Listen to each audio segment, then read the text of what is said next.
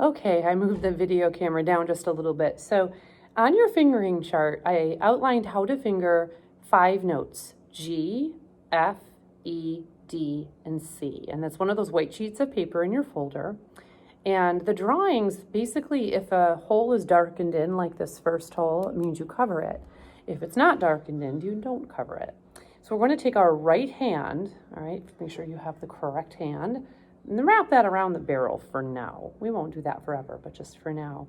Our left hand is going to play all of the notes on the clarinet for a little while. In the back, there's one hole, we call that F, and that gets played with your thumb. You won't be able to see me covering it. All right, so the first note is G, and G is open, so we don't press anything.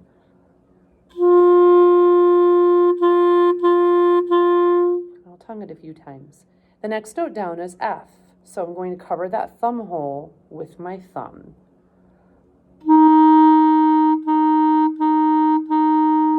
Just tongue it a few times. Try not to look down.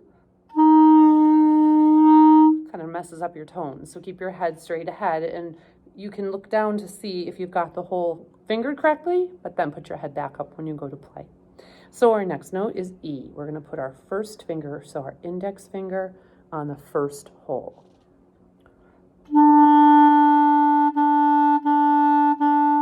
Now my thumb is still covering the hole in the back for all of these notes. Now we're going to add D, and D actually skips this little key, goes to the next hole. Here's D.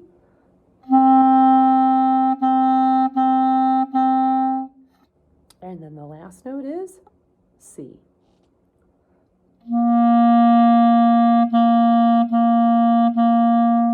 And C does not have a ring around the hole. It's just drilled right into the wood, and that is correct. It's not broken.